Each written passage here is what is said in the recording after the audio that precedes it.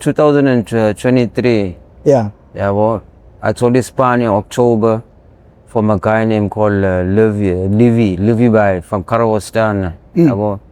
So wangibuza ukuthi what qualified job do you know to do, umsebenzi onjani owazi ukuwenza. Ngamtshela ukuthi okay, ngangasebenza nomunye umuntu ekuthiwa uVinesh owayesebenza khona ngalo Karosami, was Queensberry. Wangithatha lo mfethu wangifundisa i-trading, wangitshela ukuthi how much of sand that you put on the cement, how much of concrete do you mix, how many wheelbarrows do you put kulokhuzana kwibhala yabo. Ngamtshela ukuthi ayikho ungifundisa. So ngasebenza khona bengihola u950 a week. Yeah. Yabo bese ngena upast 7 siphuma upast 4 kuyashiyana ngoba construction yalo mfethu ushaya i-plumbing, ushaya i-bricklaying, ushaya i-painting, ushaya i-carport, wenza yonke into i-construction yalo mfethu ekuthiwa uLivy.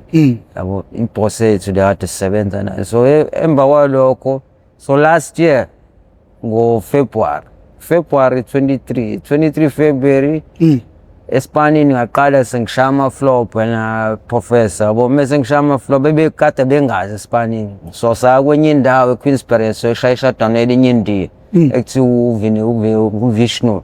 Mese yakhona si-renovate indlu yonke.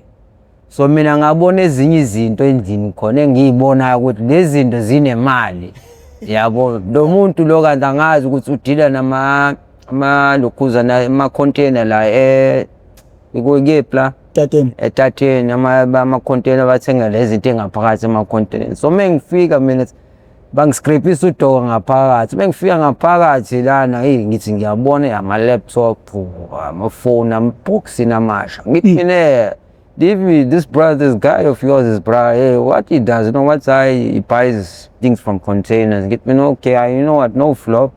I get told him. So apparently I go back at home.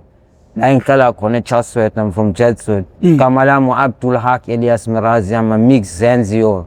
Oh, unobukhalathi nyana. Yeah, so yeah, ukuthi lesi silungu ngeke akusona sikaZulu lesi silungu. So apparently ngabuya when I get back ekhaya ngikhulume namandiya ngala yabo, ngibabuze Brandon, who can buy laptop, about phones brand new from the thing. I know who you can get me. Okay, you know what, no problem, I'll let you know. You get the buyers, I'll let you know how things are right. So on Tuesday, apparently when Brandon came back, mama saying your boy lang pass for, hey Abdul, what kind came here? I got buyers. How many you can get me? I don't know, I'll let you know. Yeah. So mina kade professor bengumuntu oyiphuzela utshwala yabo.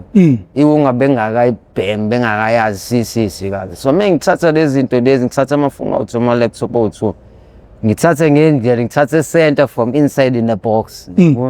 Ngifike kulo mfethu ebhanana I brought 5 stuffs, 3 phones, 2 laptops.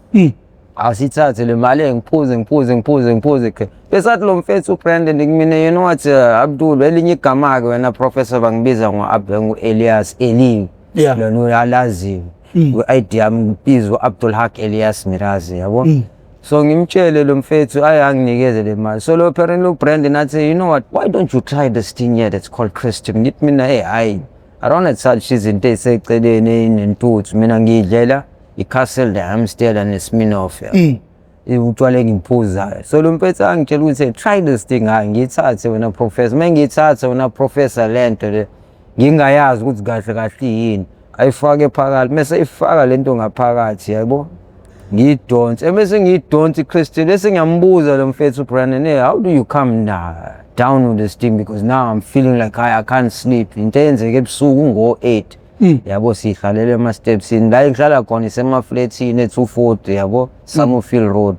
Hayi grand donse lento sibe ngibe high. Me once ngaba high, athi lo mfethu, the only way you can come down now early is a sugar. Get me no, sugar is a bad thing because I normally see the holes in the road, condition wise is very bad. Yabo lo nto mhambe betshontsha bebaba abantu izindlu beshama housebreak. Mase ngithi lo mfethu, yazi, let me try this thing for one day. Afike lo mfethu afike nento ekuthiwa i-4 le yokugoqa amasemitsha. Ayifake ngishwebe kokuqala, mengishwebe qhathi, no, don't rush to pull it. You just, when I lights on the underneath, you just start pulling yabona hayi donse kakhona professor mase ngidonsa na professor hayi ngizwe le-startling vede ngiphalaza besathi lo mfethu, you know when you're a first smoke of this thing, this is what happens to you. Siqala uyaphalaza, hayi ngibheme hayi ngibe right. Ekuseni sefanele ngivuke esipanini ngiye khona, hayi ngisebenze ngizizwe ngathi manje like I'm feeling apparently yabo lazy. Ngisafani like that activity yaseqaleni ukuthi umuntu one-action methi ngitshila i-boss ulive, hey Abdul, hey, what happened with Abdul? He's so slow, he's reacting now. He's more like before, yabo. Akhuluma nalaba bafethu abangemumba, yabo uRasta, yabo Lord, no Jacob, yabo. Abdul indaba manje mesimnenze simnikeze into, enze kancane akasenzi nje ngasekhaya. Besathumela umfethu ohlala ngasekhaya uRasta besiphuza naye. Athi Abdul efethu yazi uyacomplain umlungu la ngawe, yabo. Usuwenza kancane mesikunikeza into usenze nje ngaseqaleni. It's hayi Rasta ngizozama ukuphusha yabo ngisacabanga nama-worries athi ingabe ama-worries intombi yakho uRoshena yabo ngithi hayi akuyona leyona ngibe grand na professor wahambe kamami lokhu ngiyicwiya lezi zinto esipanini yabo besathi lo mjida lo uVishnu i-boss yale ndawo athi when you finish renovate my house properly ngizonishayela ibrayi ngisebenze wena professor thula kuze kufike leso sikhathi thola ukuthi kuyaqedwa esipanini mina sengiyashiya akafike esikhathini sokuthi kuze kuphele isipani yabo sengihlale endlini iPhone iboss Abdul no you're not coming to work get me there got home problems issue okay I want you fucking by the yard I come by the yard yabo asikhulume isixoxo naye ngimtshele njengoba ngikhuluma nawe openly let us say ngithi lana I got problems if you want money you must tell me yabo ngithi mina okay I don't want money angishiye kanjalo ngihlale ngabisaya ngitshele ingane yasekhaya igama layo Amina got 2 sisters Amina and Aleba and my niece Sumia yabo hlale grand hayi sibe yabo njengomndeni tshele manje sengiqala ukwenza into kanje ngoba bengamfihlele kudadewethu mengenza into hayi bhuti wami indaba uzama leni ngoba uyayazi lento izongithi mina hayi ngeke ngizame nje kanye hayi ngiqale una professor ngiboleka imali eMandiyeni ngenze ngathi ngisaqhubeka ngiyasebenza esipanini hayi ngibe grand hayi mengisipana mengihlale endlini ngiboleka imali kanti ngiyazi ngithola uRamaphosa 350 yabo eceleni ngishaya ivalo ngikhokhe ngawo yabo. So ngaqala ke mina professor endlini ngaqala ngathatha izinto unlock ngitshontsha amabhodwe amaduve yabo amaduve ngathi mina okay yazi lento engiyenzayo wrong it's not a good managing qala usiswama ngihamba ukukhuluma nabantu basekhaya bakhona bahlala eMlazi ka-M abanye bahlala ka-A kamamkhulu ka-AA la ka Emi ka gogo nomkhulu ka M295 kaMhlongo uNjomani uBheka so wafika wabika ngabizwa khona ngathi isikole lapha yana ngibizwa ngegama lokudlaliswa kuthiwa uSkoro so mengifika bahlale phansi banginyala bathe Skoro yeke into kanje ngoba egcineni izophulela isejele yabo ngithi mina hayi ngeke ngoba ngiyazazi ukuthi ngimsimo kanjani hayi ngibuyele edladla ngitrayise ngiphuzela utshwala ngiphuza utshwala yabo zibe grand qamuka isikhathi santambama kudlule yena lo mfethu lo uBrandon Eli what can make something get me nothing but what's I came I'll make you get me you still wanna put me back in the bush because of you I lost the graph yabo that's Eli I never tell you I never take the thing and put in your mouth I only put a lighter for you yabo you cool on the thing it mean okay I know flop angishayise wena purpose ngimtshela ngithi you know what I got a duvet there my pose but my sissy is not there at the moment you don't know where you can get a buy at me no I got a buy Dyson sitesongo 80 rand iwunga ngale ngasekhaya cheap ayifani njengala eThekwini lo 40 rand naba malaya qala ko 15 rand 13 rand kono big cap kono small cap so lo mfethu mase Dyson duvet sifike spam na professor mase spam I lose ngibe right abuza useswami ebuya ntambama hayi boy asayikho into ethathile ndingithi sister ayiki yazi ngomela ubhiya sawo bungahambi nganyokholeta kaBhethi lapha emakhaladini ngithi mina hayi ngeke bengangeke ngikwazi ngoba manje uzokhokho bani athi because you know you collecting 350 hayi kube grand wena professor so as time go ngiqala lokho ngitshontsha izinto-ke manje ekhaya yabo, ngitshontsha izinto ngithathe lokhu izinto yabo ey'balulekile ozaziyo ukwazi ukuthi okay ama-set ama-board yabo, amaduveyi, izinto ebengiy'thatha ekhaya-ke izinto amaduveyi ama-board because izinto ebey'sheshe y'hambe emandiye nasemakhaya bayay'thanda izinto ey'no-fast quick. Zaphela lezo, may'phela lezo zinto qala ngangena efrijini. So ekhaya kunama-fridge awu-2, khona i-deep freezer, khona i-fridge yabo. Sathi i-braai pack ngayidayisa yona Professor, mengiyidayisa ngingasho ukuthi manje ngithathe into ngiyidayisa. So izinto bey'bekwa like amale, ingane yasekhaya iyaspana-ke yabo, isebenza Home Affairs lo yase-Unit 5 eChatsworth. Mina okay share kanjalo thuli akubuzisisa yayibo ukwathatha into la efreezing, ngithi mina hayi sister ayikho into esengangayithatha. Kuhamba isikhathi sokuthi ingane yasekhaya yona Professor ekugcineni sigcine singivula i-protection order last year. Mengivula i-protection order ngiye enkantolo, mengiye enkantolo banginikeza i-warning. So the time benginikeza i-warning bangitshela ukuthi if you ever find you with a case like this where arresting your sisters, taking things from the house, we want to sentence you in prison 3 years. Yeah. So apparently one day kwenzeke njani usisi wami anginikeza ikhadi lengane. Lo sisi wami lo sekugcineni kuthiwa Alepha ukhubazekile, siphila ngempesheni yakhe ye-disability nale yethu ukuthi homeless. Yeah. Angithatha ikhadi ngihlofoza, mengihlofoza nalo bheme leyo mali ngibuye ntambama ngimtshela ukuthi emajazini ikhadi inkinga yami ngililahlile. Aseyibuka ngathi unjani amehlo akhe ebovu kanje, ngithi mina bengisaba yabo, yikho emehlo ebovu kanje. So 2 weeks down the lane kube khona indiya ezofika litshela usisi wami ukuthi your brother had so much of money on the 5th. Athi usisi wami, yeah, on the 5th, yeah, that's the day I sent him to go check out the card. Take the card and check out the money. That's the day on grant. He said he got robbed. Athi hayi uqamba manga yabo. So kwenzeke njani ngibaleke wena Professor, khona ukhazeni wami ohlala e-Unit 7, kunama areas eChatsworth, khona Unit 2 khona Unit 7, so ngiyohlala e-7. So mengihlala e-Unit 7 ila slowly kancane sengiyaqala impilo entsha, sengifunda ukutshontsha, sengifuna ukungena emizini yabantu belele ebusuku, ishaya ama-house breaking.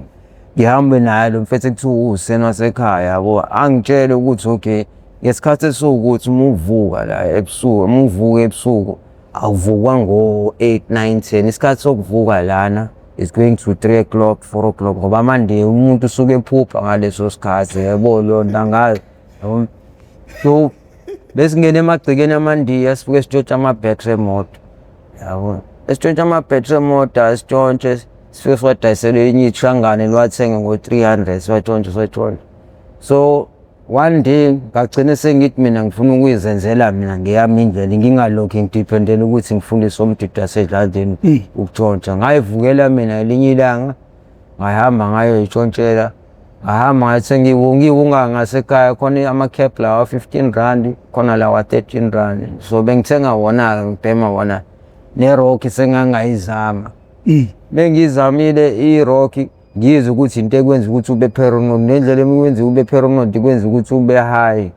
Hayi mengiyithenga kulo mfethu ngiyibhema, esengiqeda ukuyibhema emva kwalokho na Professor ngibuye ngimjida wasekhaya wase-7 esihlala nami, esihlala uHuseni, ngimtshela ukuthi uHuseni ngiye ngavuka ngedwa la ekuseni yabo, ngayoyiphantela yabo. Mengiyoyiphantela ngahlangana nama-battery ngawadayisa, ngathenga iwunga, ngazama nalento ekuthiwa i-rock. Mengiyibhema i-rock uyangibuza ukuthi Elias what kind indaba ungasangivusa, uyitshela ukuthi manje uhlakaniphile, ngiyakusiza ukuthi uhlale la, usuke ngisho nakini lapha edladeni uxoshiwe, mina ngakuzamela indawo ukuthi uhlale la, mina ngikukhombisa olayini ukuthi kuphantwa kanjani ngala e-7 yabo.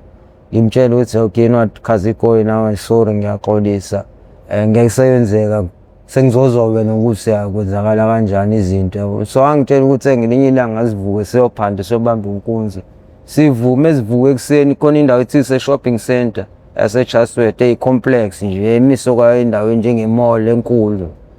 Ayizame mesibona amandiya khona ngale ayayihambele, because what can I was a 2 pull cigarettes or I was a 1 rand, India let's say I'm swag yabo, no nothing. Ngimtshele mina ngithi Khazikho Huseni, mina ngiyasaba ukuthi phethu ngibamba umuntu inkunzi yabo. Njengoba ngisaba ukumbamba inkunzi into engingakwazi ukuthi mina ngiyenze la ngcono mina ngikubambele iscore, keep a score yabo, wena uyenze lento oyenzayo ukubamba umuntu inkunzi. So yena meshaya inkunzi umjida wasekhaya ayibambe sibaleke, hayi kokuqala kuvumele, mase kushaya kwesibili ngiboshule lento ekuthiwa standing and looking.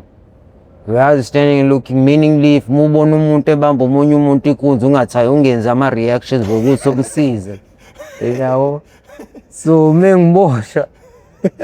mengiboshwa bangishaye 1 month yabo, kulowo 1 month ngibuye ngithi ngiyayigoqa ingane yasekhaya, ngithi ngisengi-right yabo, ngicabanga ukuthi yabo ngibe grand ngo-October. That was everything happened in that beginning of that year last year, kodwa ukushesha ngama-months ngokuhlukana yabo.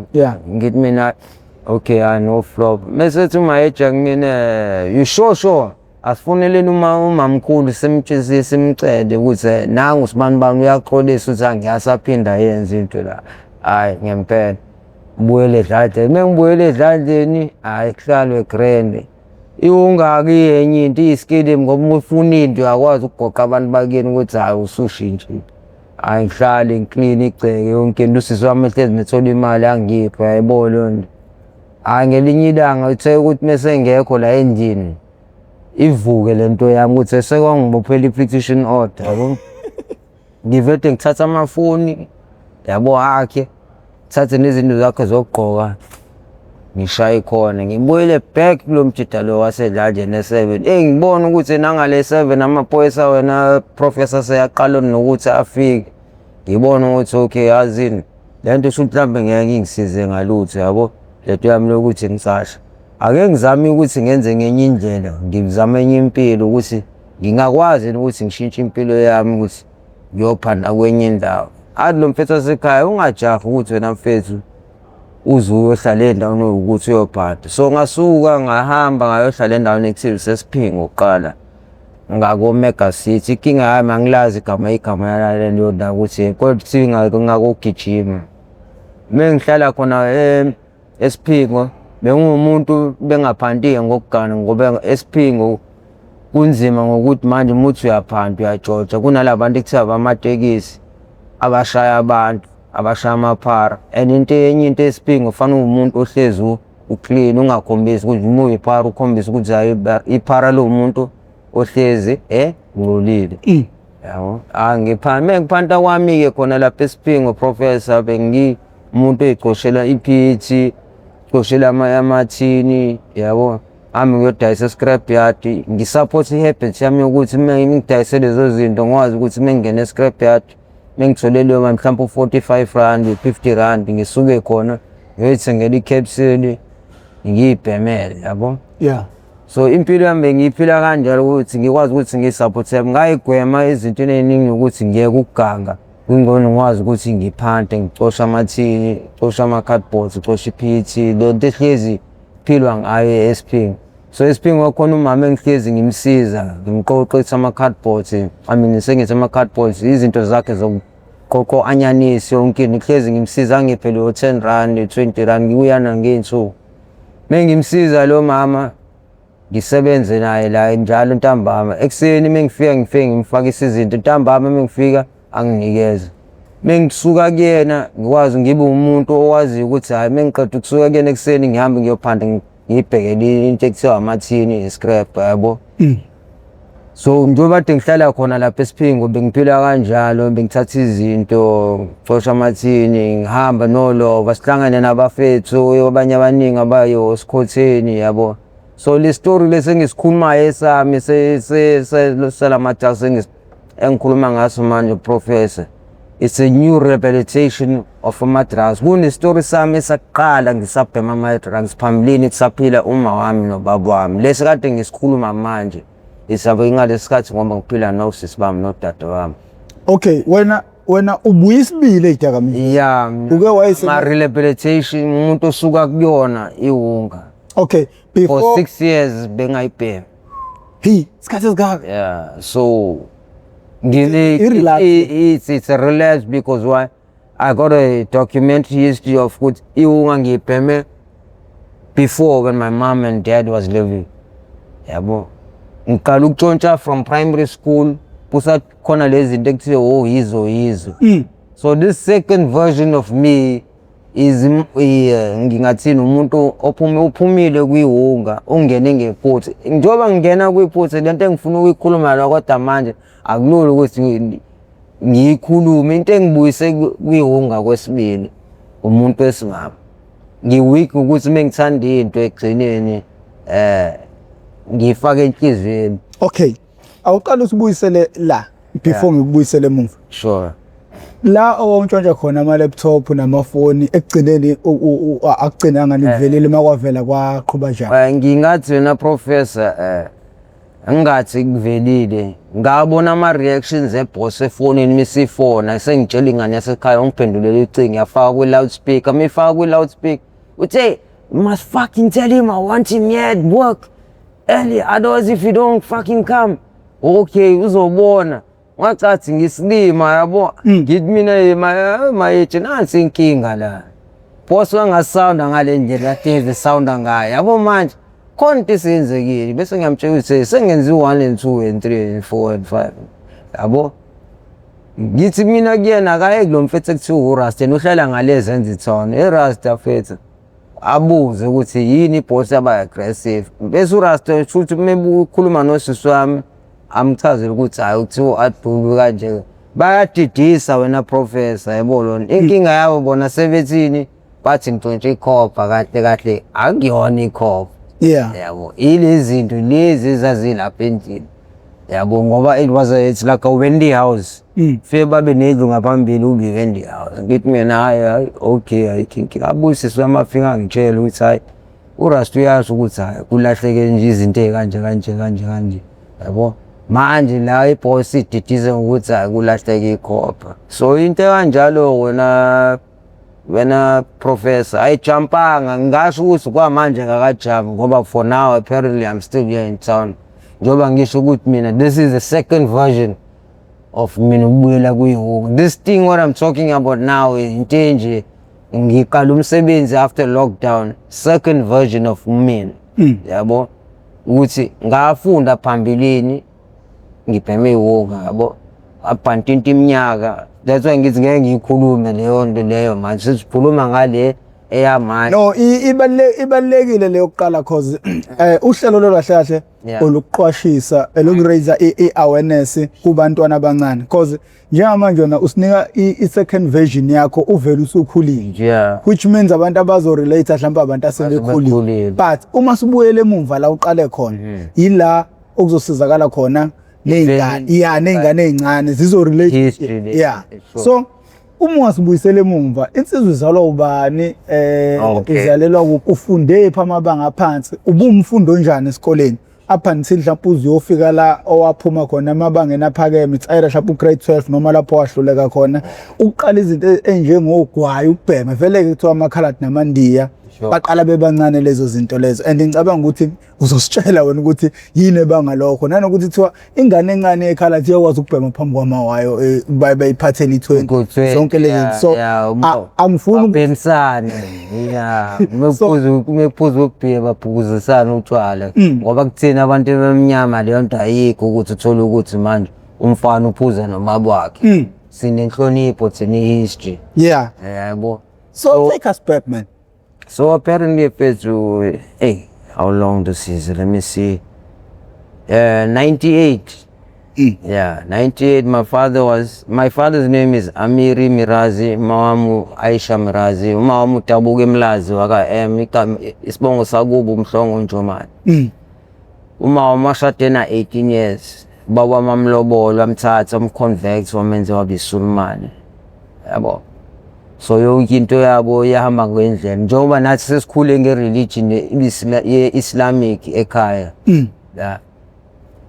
maybe shada uma wami you said I must go from back history so uma wami noba wami sebeshada wena professor uma wami afika ahlale eZanzi Town kunendawo ekuthiwa iseZanzi Town yamakhiwa bekudume ukuthi amakhiwa angashada kanjani ikhafula ngalezo ikhathi angazi ukuthi leyo history kahle isuka ke kudume ukuthi umlante kahle thina besibizwa ngomlante abantu abamnyama umlando uchaza ukuthi khafula ngolimi lamaSulumane lantiwe yana nami lanto nazola mlanti khulunywa lolo limi ade ngikhuluma manje it's called makwa beshada ne time emshadweni noLeti bahlale kahle eZanzibar mebehlale eZanzibar town osqueeze bakhe bafuna ukushisa uma iOleti befuna ukumkhipha endini ukuthi ukanjani umfowethu ashade ekhafula azolibeka la emakhiweni thina singa-alawi umuntu omnyama azohlala la ngoba le ndawo yamakhiwa amazenzi kwakusadume ukuthi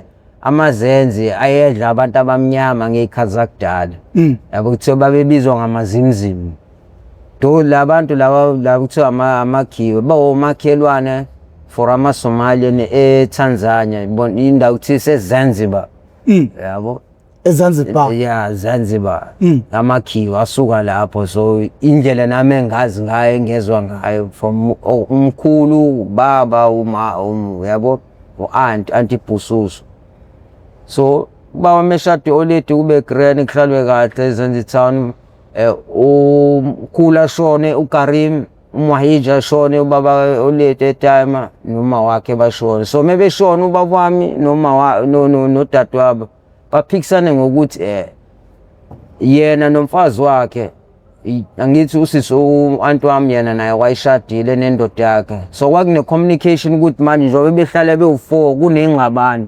so time lami laqhamuka ne decision yokuthi ayibhususu yazi nowenze kanje ngone sidayise leni umuntu athathe ishare yakhe uthatha uhalf so apparently ubaba wami wenza kanjalo nodadewabo wadayisa kodwa lo dadewabo uBhususu wangasuka eZanzibar town wathola enye indawo phezulu e246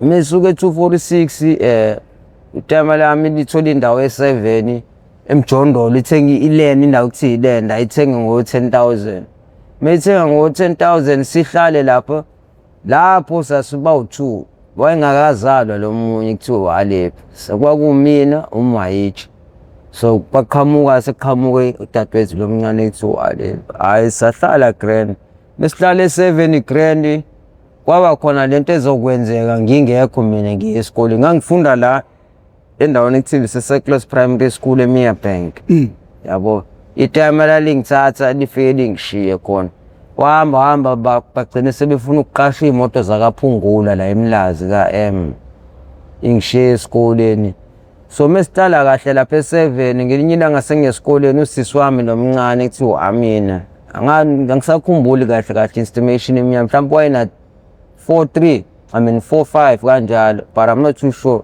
kwenzeka apparently kwavela inyoka eUnit 7 mivela inyoka enkulu yacishe yamlimaza yena wawukeka kephi la esifubeni mewukeka la esifubeni uma wami enze application ku housing department la eMartin West building menze application kwenzeke njani sigcine sesithola indawo ekuthiwa se-Unit 2 eChatsworth 240 emaflatini aphunyelwe iflat mephunyelwe iflat sihlala eflatini ubaba wami wayishayela amatekisi kuthiwa Amiri uma wami wayumuntu oyihlalele ekhaya ayishayela ama-piece job because wagcine seyekile yena ukuthi asebenze kwi-nursing ngoba wagcine seshaya lento ekuthiwa engafunakali njengomzali uthinta i-alcohol yabo njengoba ethinta i-alcohol wagcine sekutraumatizeka nami sengiphile enye impilo engingayazi uthola ukuthi manje mephuze oLeti ekugcineni uba itime lami melifika liphuma emsebenzini ntambama ehleze mbeka isandla membeka isandla-ke ngicaye ukuthi awubaba indaba ehleze eshaya oLeti hayi khuluma ukuthi hayi ngoba mbeka isandla is because u1 and 2 and 3 my son because uphuza utshwala ngangamkholwayo ukuthi hayi lento ayishoyo iyona so one day apparently uma wangithuma utshwala efuna ukungishaya ukuthi hayi ngingayi esikoleni angike ngiyomthengela utshwala utshwala lo bayiphuza uma wami ayifihla kuthiwa uGavile yabo waye umuntu ophuza wayeni wehla wakwe high grade wagcina sefuna ukuphuza le tshwala lobo cheap yabo so le day engishaya efuna ukuthi ngesikoleni ngathi mina ngeke ngifuna ukishaya ubufakazi kwalokho nangi nomaka la wespoon la engishaya ngingane ngisamncane la lapha niyawubona yabo angishaya ngako ngafike ngabika kwitama ntambama ethema oledi liyangishala baba ufune ngiyothenga utshwala ngenkani ngingayi esikoleni.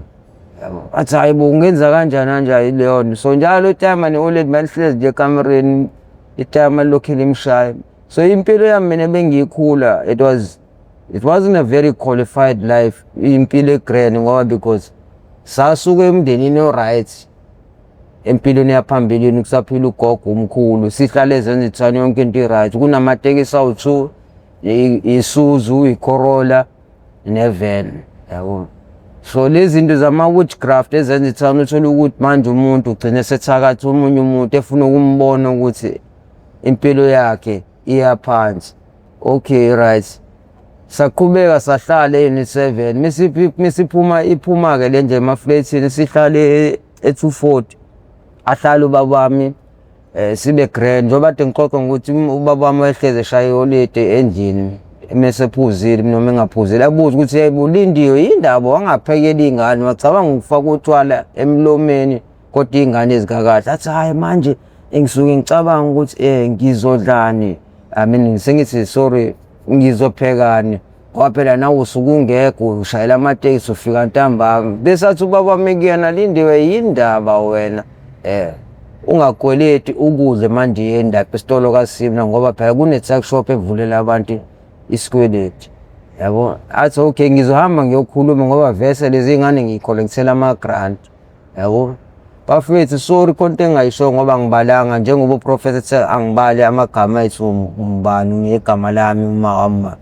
Igama lami Abdulhak Elias Mirazi, usisi wami u-Amina Mirazi, umagcino Aleba Mirazi, uma wami Aisha Mirazi kodwa igama lakhe langempela eliqondiwe uLindiwe Jennifer Mhlongo.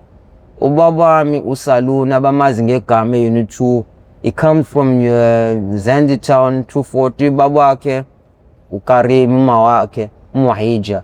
Uma wami ubaba wakhe uKefas Mhlongo, uma wakhe Mamsana. That's the topic about amagama ethu ekhaya. Me, I live in the area of Unit 2 240 Chatswood naMandiya. Ile nto bengifuna ukuyichaza ngempilo yami. So bengisaqhubeka ngalento kade ngikhuluma ukuthi ubaba wami ubehlezi eshaya uma wami mephume emsebenzini ntambama embuza ukuthi hayibo Sibanimani yindaba ngifika la wena ungenzi kanje nomuye kaSimla ufika uyokweleta. Hayi uSimla memvumela oledi limnikeze. So ubejwayele ukuthatha ama-tray, uthatha ama-tin stuff yabo. Methatha ama-tin stuff yabo apheke endlini. Methi uyafika ubaba ngesinye isikhathi ukudla kuphekile akuphinde complain ukuthi hayibo uthi uyapheka kanti upheka ukudla ongathi okuqhaya kunangazi babiza ngani lokudla okubhoyiliwe ngathi onganasawoti okuxhaphisiwe. So athi wena Lindiwe inkinga yakho ukuthi wena uyayisa, wena ungicabangela ukuthi mina njengendoda ngiyavuka la ekseni yabo ngiyosebenza. So mina into engizama ukuyisho bafethu empilweni, impilo yomuntu izinto mezenzeka charity begins at home. Izinto ezenza ukuthi mina empilweni yami izingqondo yami izikhubazeke ibe nezinto eziningi sengibhema ama-drugs sengenza ngisho nokudonsa. Yaqala ngokuthi ngibone izinto ezenzeka ekhaya kubaba noma why lalingekho iqiniso. Apparently nobaba wami eseshonile uma wayenganalo iqiniso yabo ukuthi athathe indlu eyayibhalwe ubaba endli ekhaya ayibhale ngegama likasisi wami kodwa kwayibhalwe ngokuthi family indlu yomndeni yonke. Ekugcineni mina ngigcine sengixabana nosisi wami. So into engayisho ukuthi la ekhona may soul rest in peace, angisho ukuthi I got a grievance kuyena ukuthi ngiyamzona lento ayenzile. Mhlawumbe kwanginesizathu uNkulunkulu wayemenzele ukuthi enze lento eyenzekayo kodwa le mpilo le esiphilayo ukuthi noma ngoba esengekho kwayena ayisenzeki ngale ndlela ebiyenzeka kahle ngoba manje ubuhlungu uthola ukuthi wena njengomfethu umfweni bukade ungazidli idakamizwa burelapsile from ama-drugs for 6 years and then kube khona into ezokuphoxa egcineni uthola ukuthi unenkinga yoma bey'ngane ngala unenkinga edladleni. Osisi bami bebekhulumela ukudla mengilethe ingane zami zabafana ingane zami ubayanda nokwandile bakaMthembu nengimalethe endlini usisi wami nengane yakhe igama lengane yasisi wami uSume uyebuza usisi wami uthi Mommy, why are you always buying for Malume's children? It's like these children have visitors. Usisi wami aqhamuka nomqondo ukuthi sibani Elias utshela uma wengane ngoba uyayiholela le ngane ikolo yabo athenga izinto ngoba wena awukasebenzisi awusebenzi kahle. So mina into engayisho bafethu i-drugs ama-drugs ne-alcohol of all aggressive things osukuyithatha empilweni izinto ezidlika eziyidakamizwa zikwenza ukuthi ekhaya emndenini ubuka abantu bakini ngathi abayilutho wena ufuna ukuthi bezwe ngawo kanti abafethu into engifuna ukuyisho ukuthi kuma-drugs it's not a very good thing because usuke uvethu uyitshela ukuthi wena usile wazi kakhulu wazi kangconyana kubona ngeke utshelwe yabo ngoba lento oyidlayo ikwenza ukuthi ibe ingqondo yakhe ibe so creative uthola ukuthi manje umunikeza umuntu irolone ent wena ngeke udayise wena umuntu ophilayo ngengqondo wena umuntu odla izidakamizwa irolone ent ungakwazi ukuthi example ukwazi ukuyidayisa ngomqondo wani umuntu odla izidakamizwa okunye ufuna ukukubuza professor ungakubuza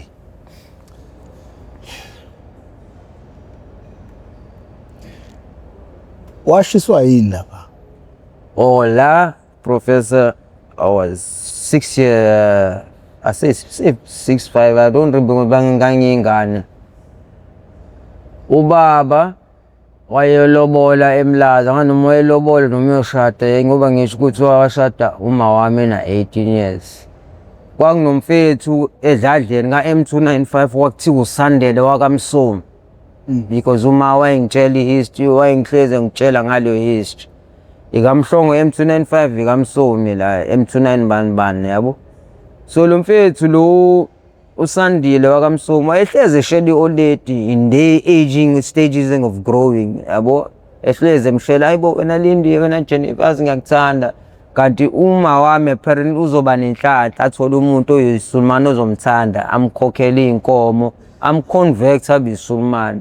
So that day lo utime lifika liza la kubo kantombazane eoledi lami le uLindiwe bangishiya evenini emotweni kukhona abafethu kuthiwa osiya badidiswe lezi zinto ezenzakalayo yabo. So bona mebengena beya ngaphakathi uSandile lo makhelwane ngene evenini aqhuma evenini athi yena wayengayitshela ukuthi khona ingane emotweni yena athi ngeke thina sidlala amashangano azothatha usisi bethu ngala bezoshada usisi bethu le ngane kade ngangiyifuna yabo methi uyaqalaza la kukhona mina emotweni yabo. Hayi sihambe ngeveni phuthumise Suzu wayithwani lamasuzu lawa kudala sihambe ngeveni samdlule ka-N etolo ndlule ka-R siye ngaka-W imoto iginqika kephi ngasemaweleni engasefletini miginqika imoto iginqika iphenduka iroll misirola isandla sami thola ukuthi manje sicishe ngangena esitamkhokhweni mina ngisizwa yini ngisizwe iglass yemoto ifika ishaya isandla la ihlanganisa isandla kanti yasihlephula iyasitwista yabo miss twister bafethu anibuka le video ngoba uyayibona izandla zami ayiqondile ubona lama palms isandla sami fuze ngabe sithe this sifane njengalesi yabo yabo asihlali phansi simi kanje so itwistekile ithambo la ngoba ngafaka nalezi zinto zakhona la angazi bafakani melting bani bone matter bani. Lo mfethu enze njani angithathe angikhiphe evenini angise kulesibhedlela ekuthiwa yini lesi sila Claywood Hospital kube khona umuntu ekuthiwa bani sengimkhohlile babegama ehlala ngasekhaya eJasphet umkhulu baconnectana naye Muhammad wangifaka le ngaskin bana ngazibizwa ngana amagama le uthola ukuthi isikhumba sami sasiveza ukumhlophe instead of ukuthi siveze kumhlophe njengibona umuntu onamapheshpeshe omhlophe khona abayifaka kumina ya connecta nani nomzimba ne coloring yomzimba wami. So kwenza kanjalo ngalimala kanjalo ke wena professor esandleni sami, hayi ngokuganga, hayi ngokwenzekani, ngatshontshwa emotweni ngisayengane uma wami eyoshada. Azizwanga indaba yakho yokufunda ukuthi yahamba yafika phi? Okay, indaba yami yokuhamba yokufunda, I was in primary school. I don't wanna lie, angifuna ukuqamba amanga, isikole ngashiya ku-standard 6. So standard 6, going back down to primary school, esikoleni bengifunda kahle in primary. Njengoba kade ngisho bafethu kule video le ngithathayo ukuthi inkinga yami ukuze impilo yami ishintshe from primary school ukuze ngibe ku-standard 6, yaqala ngalezi inkinga ezazenzeka ekhaya. My father was abusing my mother because of not cooking and drinking alcohol. So isikole ngingasho ukuthi I wasn't that very, ngangamena umuntu ogxile kakhulu isikole, ngangiya nje ngoba ngiyofunda ngisho ukuthi okay ngiyafunda, kodwa basically inkinga yami yayisedladleni ukuthi uma wami uhlezi engivuse ekuseni angishaye angithume utshwala ngemkani ngiye esikoleni. So ngangifunda ngazi noma uthisha yena mhlawumbe wayengiphasisa okay alright, ngangifundile wona, kodwa angazi ngale ndlela uthisha wayenza ngayo ngoba ngangifike ngihlezi ngimtshela uthisha wayena egcine setshela nama-social worker ngoba ngalezo y'khathi ngaze ngafika ngazohlala la ekhaya. Kunomfana wasekhaya la e-CR ekuthiwa uSpeed, wayengakabi iphoyisa, nokwakukhona ubaba wakhe ekuthiwa uMbongeleni uSizandile. Abantu basekhaya babehlala la e-CR building, CR South building. Baze bangisusa ekhaya kumani ubaba ngazohlala nabo. Yabo uma ehamba elokhu hamba inkantolo kuba khona naleyo nkinga exabana nabantu basekhaya ukuthi ngingathatha kanjani ingane yami ngingashonga, bese bayamtshela ukuthi siyalindiwe yeka indaba yotshwala ngoba lento ihlukumeza ingane utshwala. So mina professor, izinto eziningi njengoba ezenzekile, my life was corrupted because of seeing my mother and father drinking alcohol and abusing, and I never come up from impilo in the right way, never got the right love for my parents. They weren't truthful. Yabo uthola ukuthi manje ekhaya menihleli endlini omunye athengelwa into omunye akathengelwa ngoba lo thandwa kakhulu. Iyonto yangenza ukuthi ngishintshe inhliziyo yami, become a criminal. Ngaqala ukutshontsha esikoleni in a primary, not from drugs. Angiqalanga from drugs ngoba ngangisho ukuthi ngangibona izinto ezazenzeka ekhaya, ngibuka nalezi zinto ekuthiwa yizo. So iwunga ngibhemanga kuqala, into engayibhema mina emphambilini empilweni yami kuqala kwakuyinto ekuthiwa iphilisi ekuthiwa iBoss, ingidi. So iwunga is late into engiyifunde nje when I was starting to grow in the age of 18, 19. So izinto ebengiyazi kakhulu nje bekuyinto ekuthiwa ingidi iphilisi. Uthe kwahlala isikhathi eside uboshiwe? Ya, ngake ngahlala isikhathi eside, isikhathi eside sami kahle kahle bafethu eChartworth e-Unit 3 ngangavuka ekuseni kumgqibelo ngiyocela imisebenzi. Ngiyocela imisebenzi ngokuthi ngoba vese ngiyakwazi ukukhuluma ulimi lasekhaya.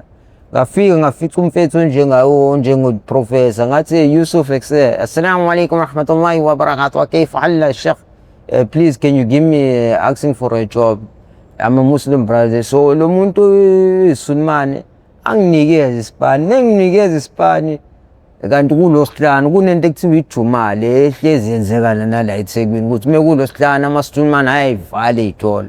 Oh yeah, ngowani. So mina lo mfethu lo Chartworth uyangishiya esitolo, athi I clean my brother. Ngalezo y'khathi ngangisamncane bengabukeki ukuthi ayabo lo mfethu sengakwazi ukuthi enzele yona. So kwenzekaleni wena professor angishiya esitolo kanti akakhila, athi mina Abdul cela ungigadele la. Angigada, mengigada ngempela angingakhona esitolo, hayi hlale egreen. Ngifikelwe le zinto kaSathane-ke bafethu, ngifikelwe izinto esathane ngivula isicapha. Mengithi ngiyavula isicapha ngingene bekusaduma ama-DVD lawo ama-disc. Mengiya ngemumva kwinto engathi i-counter la, mengithi ngivula ibhokisi ngaphansi nansi imali engako o-R200 abastekile. Hey, yabo bawumbhungu ebhokisini. Yabo ngifike ngithathe eziyodwa i-stack ngisifake la, khona ijacket enganginayo eNike black and blue, ngivule la ngifake la. Enye into ibuyisa ngiyibuyisele emuva, ngibe nalokho ukuthiwa ukusaba bafethu, ngibe ukuthi afsek labantu bokufika bokuvakasha. mina fuze ngabe ngithatha itekisi engiyisa ngale ekhaya angiyitholi, ngithatha itekisi engishonisa le e5. Mengifika eChartworth erank ngithola itekisi, ngibuza umfethu ukuthi mfethu malini ucash niwenzayo la ematekisini? Athi lo mfethu kumina cash wamatekisi u550. Ngithi lalela mina ngizoyikhokha manje leyo mali, yabo ngiyikhokhe leyo mali. Ayafika ngishiye la, then ngisutshela uLeti ngithola imali uLeti ngifuna imali eyinyembezi. Waye umuntu o wrong right sometimes, yabo ngeke ngisho ukuthi uma is a bad woman, yabo. So kwenzakaleni, ngithenga i-TV, ngithenga ifoni, ngithenga i-DVD. Kulamandi yase-3 kuphume lento ephepheni ukuthi khona umfana ofunakalayo. Uma nimbheka lo mfana isandla sakho uzobona la ngasesandleni ngathi ushila nansi into yangigive up esandleni sami la nala. So ngelinye ilanga mengiye-5 ngiyashiyana khona unit 1, unit 2, unit 3, unit 5 eChartworth. So ngiyosuka la ngelinye ilanga ngiye unit 5 ngiyobheka isipani. Afike lo mfethu lo yindi wase-3 athi you know what Abdul, don't worry about that, khona umuntu okuphathela isipani la e5. Uthe mlinde la, yabo uyeza manje leyo ndawo akhuluma ngayo indawo wena mfethu. Uthola ukuthi manje kunendawo yoshwama lana benze ushwama kudayiswa inkukhu. Nami ngihleli bafethu, mengithi ngihlele khona into engitshela egazini ukuthi hayi ngeke isikhathi eside kanje ngithi ngiyasukuma lithi lela Pakistan, no Abdul sit down my brother, don't worry, yabo. Hayi ngihlale ngihlala wena professor, hayi khona into engitshela ngithi mina something is not for khona into engekho la ngathi ngizobanjwa la, ngithi mina hayi ngeke, hayi mhlambe ngempela esikhona isikhathi eside kanje.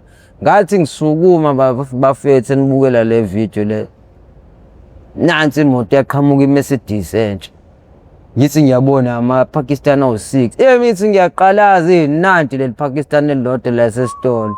Umama athi ngqi lo la eduze, bona bebengakafiki lo la uyangimama athi ngqi, yabo angishaya ngemva. Mengishaya ngemva mathi yeah you Abdul, you fucking stealing our brother's money, you think we're not gonna catch you?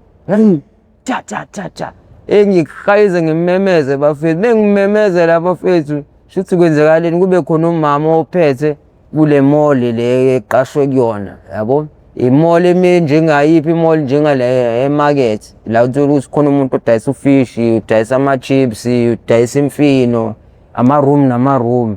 So mebe ngibamba laba abantu bangise police station. Mengise police station ama-Pakistan amokola imali kwenye iphoyisa, abangingenisa eroom ngokuthi manje bafuna ukungishaya, yabo. Befuna ungishaya bangishaya bathi where's the money? Ngithi mina yakho imali ngiyidlile, yabo. Mebe ngibopha kule cala bafethu nibukele le video, mebe ngibopha kule cala, icala lami liyasuka eChartworth beliku e-B court. Melisuka ku-B court bathumela la eDurban court code 11. Ngifonela i-Oledi, mengifonela i-Oledi ngimtshela ukuthi imali icala le ngathi bizongigweba into enkulu. Athi uLeti hayi ngeke ikugwebele into enkulu, mina ngizokhala kwe-prosecute ukuthi hayi uyena ingane yami kuphela emhlabeni wara. Izinto zakho zizobalula, please ngiyacela ukuthi ungalokhu ucabanga izinto eziningi, yabo. So apparently mengifika ecaleni lami for trial, uLeti yalikhona nalaba complain abePakistan babehleli ngale kwenkantolo beza attend icala. Inkantolo ithi Mr. Mirazi sikuthola uguilty kule cala njengoba uliphika ngoba ngokuthi uthi wena abakubonanga bekutha ukubona utshontsha le mali. So mina ngithi hayi inkosi yenkantolo ngiyakuzwa ukuthi uthini. Inkantolo ikuthola uguilty kule cala sigweba u6 years ejele. So ngagwetshwa kulo 6 years ejele bafethu, ngashalo 3 years. Ngabona ukuthi leyo nto ayisizi ukutshontshela abantu emhlabeni. Ngahlala ke yona professor ejele ngaze ngawushalo 3 years. Kwaze kwafika isikhathi sokuthi ngiphume ngoDisemba mhla ka 23. Sengithi mhla ka 23 Disemba mhla ka 20 yabo 23 Disemba, yabo ngiphume ejele. That time ubaba wayesevese seshonile ngoba kwaku 2009, yabo. Unangaka ntwana? Ukusho iminyaka emidala kanje? Yeah. Unangaka ntwana? Mina ngino 40 ngizothi no Bengino 40 last year in November, 85. Oh. 85. 85 Manje nyangeni yesi-11 23 November ya. Manje wena usuthathe umbhundo wodwa usangana wenzani? Oh, mengithatha le mali wena professor ngiyafika endlini ngifike nginikeze oledi 3 blocks oledi lokuqalela unqabe luthatha ithi yazi le mali sithathe yonke siye kubhuti wakhe eMlazi kuthi uzakhele ezoyiphendula ngale ndlela ngoba manje imali eyisinyama ebhadi ukuze ukwazi ukwenza izinto ezinhle la ekhaya hayi oledi ungayithathi ngani yonke ngibuza lokho mina. Oh, into yangenza ukuthi ngangayithathi ngani yonke ngangiqala ukuthatha imali ngoba phela ngangisaba angevede ngithatha into ngazi ukuthi imali iyalandelana abantu bangavede bakubulala ngathi mina imvamiso yami ngithatha into kahle kahle bafethu angithathi yonke yabo ngithatha okuncane ngishiyo ukuthi ungabi nalokho na umuntu uthi lo muntu okutshontshelayo uyisigebengu yabo uyakucabangela kanti manje futhi thatha okonke. Kodwa manje uma usujeza uzojeza kube ngathi uyithathe ya uqinisile lapho na professor kodwa kuyiqiniso kodwa yabo into engayisho ukuthi mina into engifuna ukuyisho na professor ukuthi bafethu ama drugs akakhokhi uphila impilo normal angeke ngisho ukuthi bafethu njengoba thina sinama drugs si right wonke umuntu bafethu emhlabeni ukuma drugs awukho ema drugs living a normal life sonke sinenkinga ezifanayo emhlabeni kuphela sisho ukuthi bafethu njengoba useyinkingeni to choose a life of being a drug addict, choose a way of life ukuthi uphile nemndeni ubambisane nabantu bakini understand uzenze isilimo ekhaya ungakwazi uthola ukuthi egcineni bafethu musu ukhethe impilo ngoba lempilo usukuyikhetha kuma drugs it's like heaven and hell ngolimi lami it's like jahannat and jahannam yabo uthola ukuthi manje usukhetha ukuthi la uyoyibulala noma la ufuna ukuyejele ngoba isidakamizwa ukuyibulala uyejele it's not like manje empilweni yakho uyaphambili kuma drugs ngoba the time wena ufaka i-drugs you become Lucifer, meaning of Lucifer uthola ukuthi manje everything that you see is money yabo yonke into obonayo kubantu imali isithotho sikhona njengoba kade ngisho bafethu eqaleni phambilini ukuthi irolweni ungafika uyibeke kanje empty mina le nkomishi ngiyiphara ngingayidayisa kodwa wena ngeke uyidayise because why umqondo wami yabo engifika ngakuthi yazi inkomishi ziningi yabo ngoba ngikhombisa manje leyo ngicela ungineze u30 rand kodwa into emvamise ngeke ngiyibone abantwini la kuthina siphila as South African citizen umuntu ngeke athenge into ku professor ekanje engalona iphara ebhema ama drugs athenge le Brypack athenge ngithi iBrypack le bafethu athi professor ngifuna u400 rand kodwa wena ezume bebone iphara eliphethe lento lihamba le iphethe umgaqo efana malini qale kubuzwe kodwa uprofessor ngeke bembuze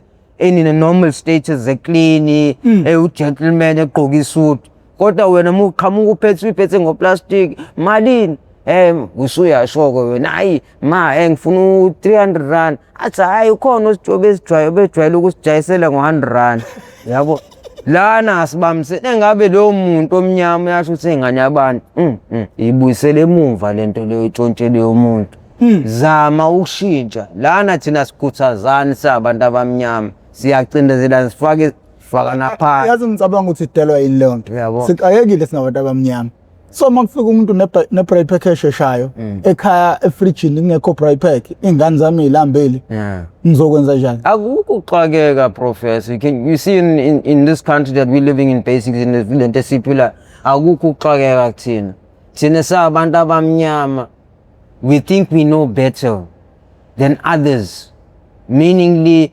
njengoba wena uhleli ngale ngeke ngifisa ukuthi mina ngifuna ukuba presenter as a professor you need to stay njengoba kuthiwa charity begins at home wena njengomuntu to be a man uqala bungane ingane before ihambe iqala igaqe so impilo yakhe kanje ngeke ukuthi njengoba uthi wena professor isimo siyabheda whatever yabo indlela esiphila ngayo situation of gap no ingane before ihambe bafethi iqala igaqa and then besiyahamba. So now if you want something to cherish, fanele ubusebenzele. You can't depend on looking at on the next person. Engathi wena kade impilo yakho i-right ubunganandaba nabantu bese ukuthi wena musushaya ubathathu uyambona umuntu endlini kuba usevuliwe uJesu uyalalela uselalela uNkulunkulu manje kathi beyijuquze phema ama-drugs ayifetha ize lento imnandi kanjani awucabanga yawa uyayithatha imali angisho ukuthi ngi-right ngi-wrong nami uyayithatha imali uyayishisa uyayithatha imali uyayiphuza uyayichama uyayithatha imali uthenga umqwayizi kodwa yini oyicabangela ikusasa lalo ngemuva uthi wena ubaba khona ubabanyana nobaba ubabanyana meaning ukuthi uyayikhuluma into umuyenzela ingane yakho bese kuba khona ubaba indoda uthatha imali ifika ishiye ibhekele indoda ke leyo professor yabo ngeke ungitshela ukuthi wena njengomuntu buka la thina ke example lona professor sibaningi la kuthina semaphareni there's plenty of us got technology khona abaqedile khona abanobhasari but singamele ukuthi sikhethe isicapha sokuthi sibulale because why in our black people manje ayisekho lento ukuthi sibumbene alukho lento ekuthiwa uthando ekhaya is because of luxury. We living a life of luxury. Meaning manje eThekwini Professor Mukuthi yalazi eThekwini like before eThekwini bengavalwa ngamagarage. Khona abantu abangawazi umayina eThekwini. Umuntu wazi lamabhasi amanye. Mina ngikhuluma ngemayina lebhasi lelincane nalinenyoni. Yabo. So wena ngeke ungitshele ukuthi cost of living ukuthi kanjena siyahlupheka ngoba ithini sihluphekisa ithini sihlupheka buko namhlanje eThekwini muye eThekwini usubona umuntu ememeza eThekwini mina ngikhule ngayazi lona wozothenga ikipa kaJet woza akushaya amabhezi bingekho lona umlungu wahlakanipha what no these people because they got greed angibenze balwe bodwa. Give the ones with knowledge, technology. Give the ones that are clever, basile, put them behind. Yabo. Kwa muthi uyabheka manje siphila kanjani. eThekwini muhamba manje utholana emgaqweni uthola u2 pop u10 cent. Eqaleni ubukwazi professor uthola u2 rand phansi kwesithi emoto. Namhlanje ukwazi.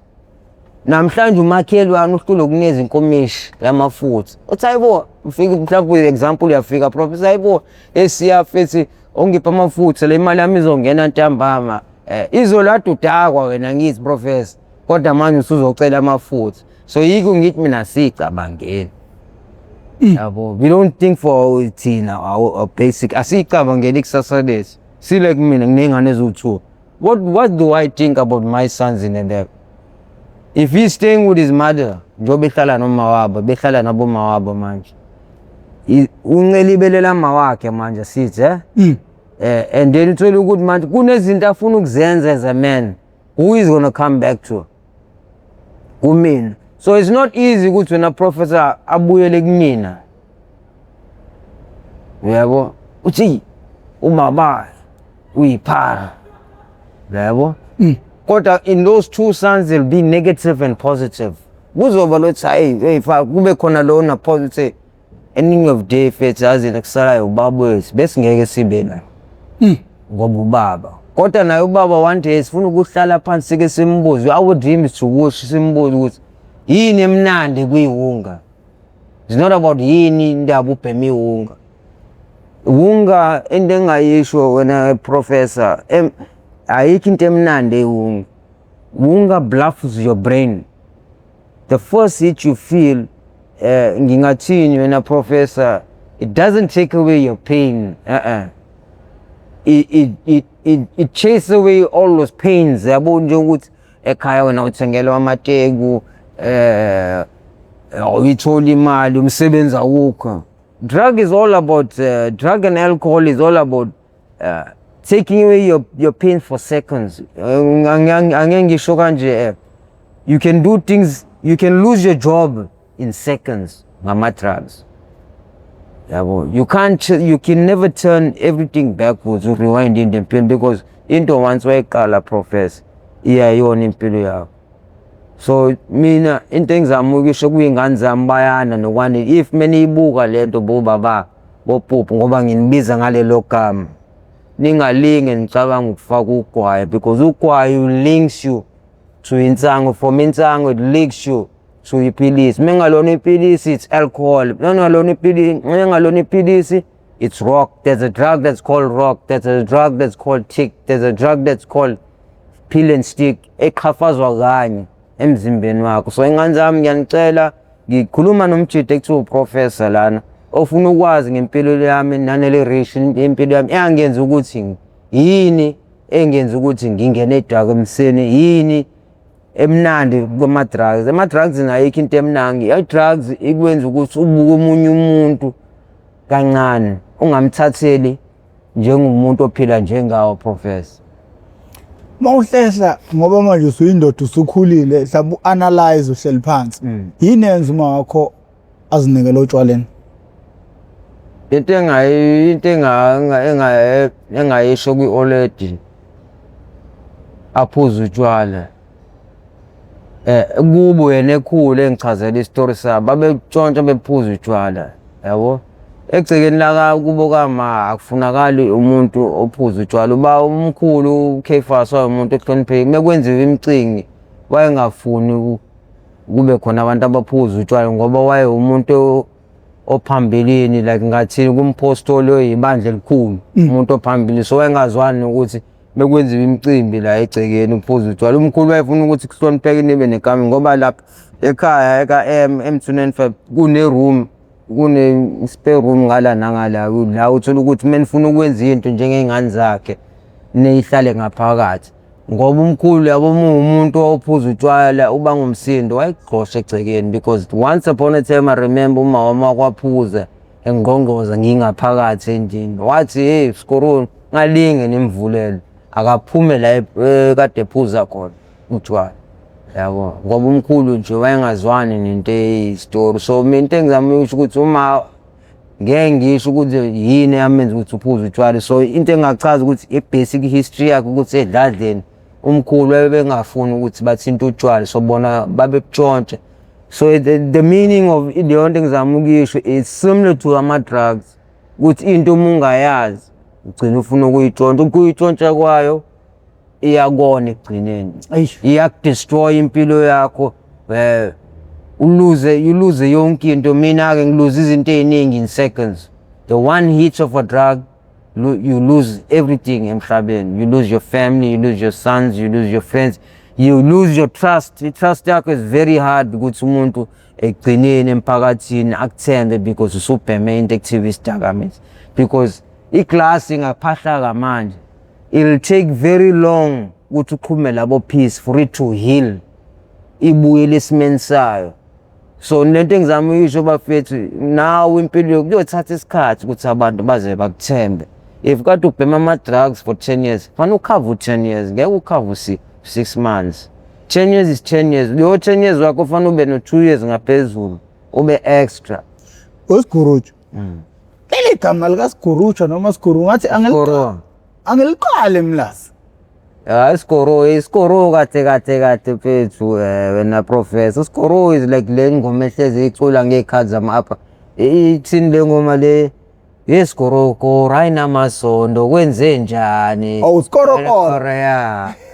Ngitshela uSiguruju. Usikoro. uSiguruju mlasi wayedlala ibhola. No, isikoro fethu. Isikoro. Into ayinamasondo iyahamba nje. So injini yayibo tuthi umuntu ohamba anginamasondo, yaziyo into kanjalo. Inje ndala. Yeah. So you are a person that's leyo nto leyo kuthiwa uSikoro, if you look at it personally, basically ngiyahamba.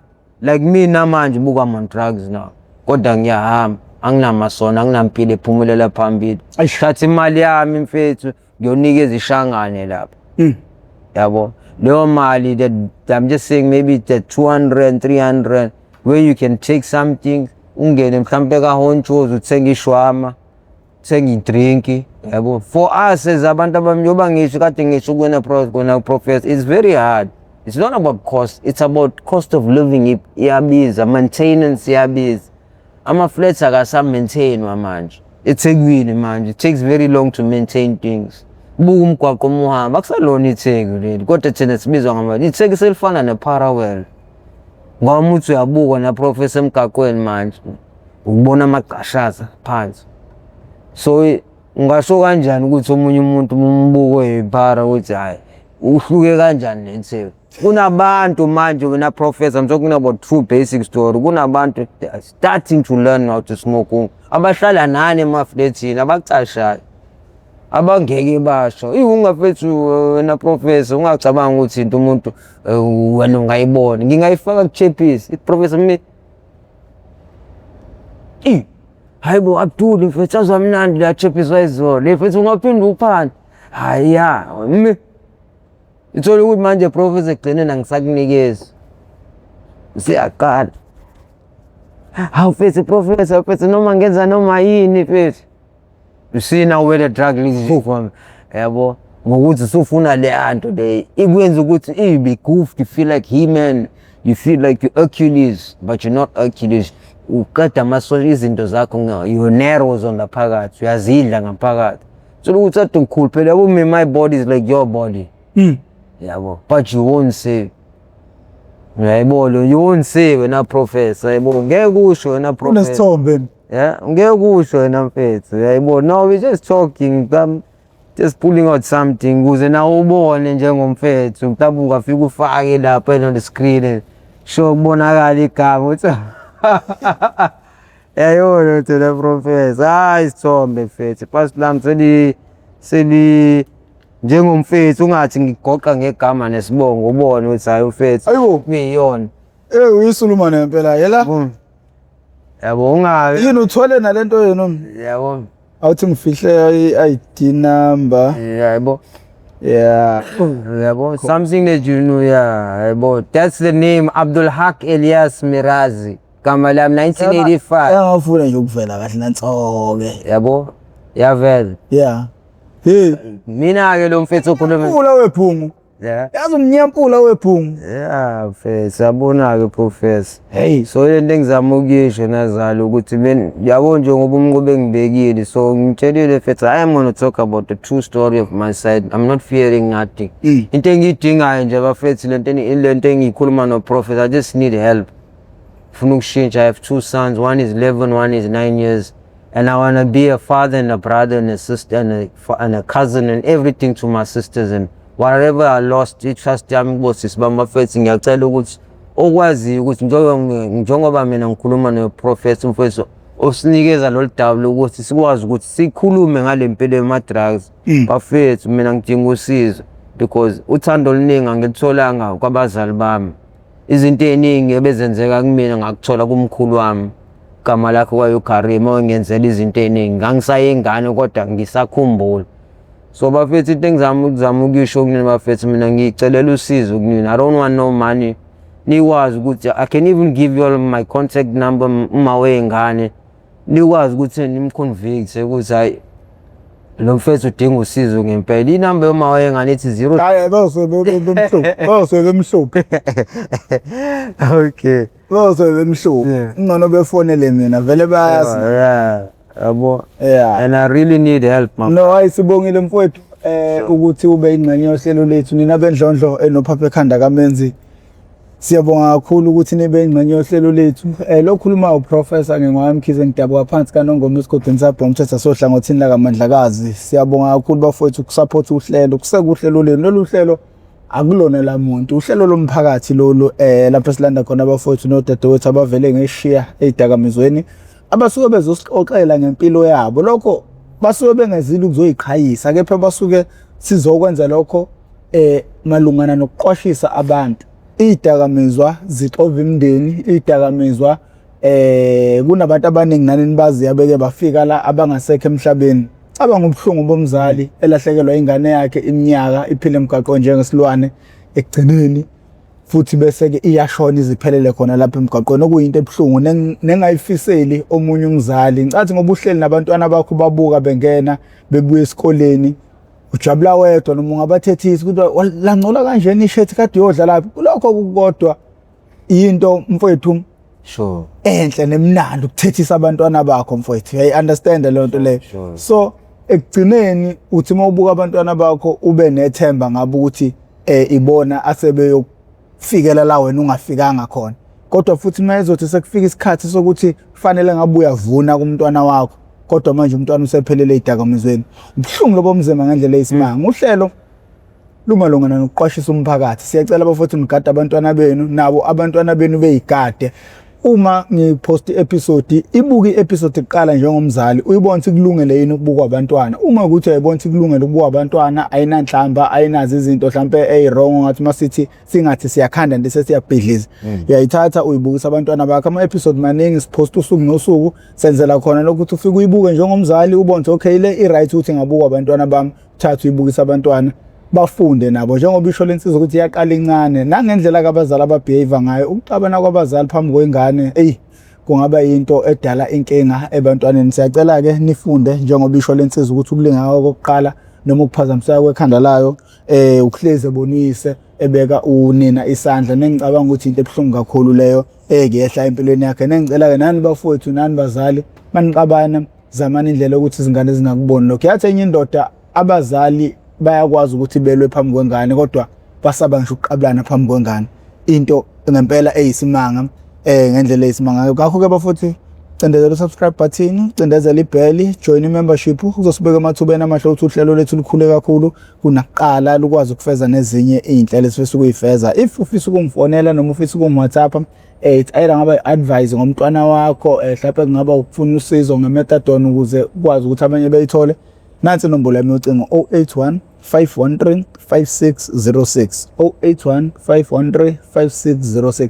Ngobuningi bami message kuyenzeka ngibe nosuku nje lapho khona ngingena khona WhatsApp wami ngiscroll down ngibheke konke ama message engakaze ngize ngiwaphendule ngibuyele kona. Uma ungifonela ungangithola ucingweni thumela i-WhatsApp message, mina kuyothi ngosuku mhla ngihlala phansi ngichecka zonke izinto ngiyobe sengibuyela kuwena. Ungasho ukuthi hi how are you, cha nje fika uhlala udabeni ukuze mhla nami ngingena kwi-message yakho ngizokwazi ukuthi ngiphendule. Ngalokho ngibuza ukuthi hawu yebo unjani wesikoni cha. Ngakho ke igama lami ngoProfessor Ngwamkhize, sengincenga.